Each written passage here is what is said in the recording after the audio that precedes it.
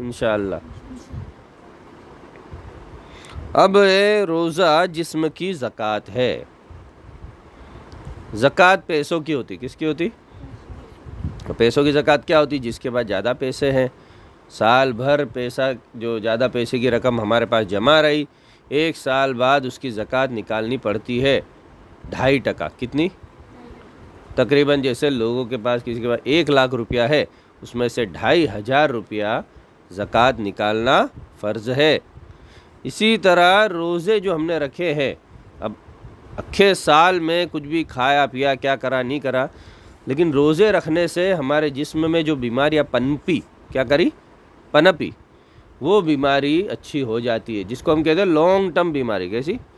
लंबे गाड़े की बीमारी, जो धीरे धीरे धीरे असर करती है। उसमें सबसे नंबर 1 किसका नाम आता है? कैंसर का। तो एक साइंटिस्ट ने ये भी बोला कि मुसलमान जो 30 रोज़े रखते हैं साल में, वो अगर अक्खी ज़िंदगी ऐसे ही रखे जाए तो बहुत ज़्यादा चांसेस है कि उसको कैंसर कभी नहीं होगा। तो कैंसर किसको अच्छा लगता है? किसी को नहीं। कैंसर सबसे ख़राब बीमारी मानी जाती है। अलग अलग टाइप के कैंसर होते हैं।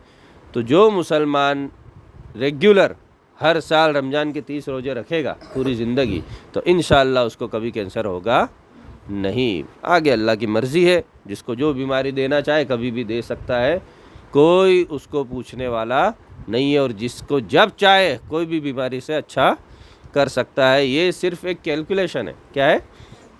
लेकिन चूँकि हमको पता है कि खाना नहीं खाएंगे तो भूख लगती है, भूख लगने पे खाना खा लेते हैं तो भूख मिट जाती है, तो ये नियम है। क्या है?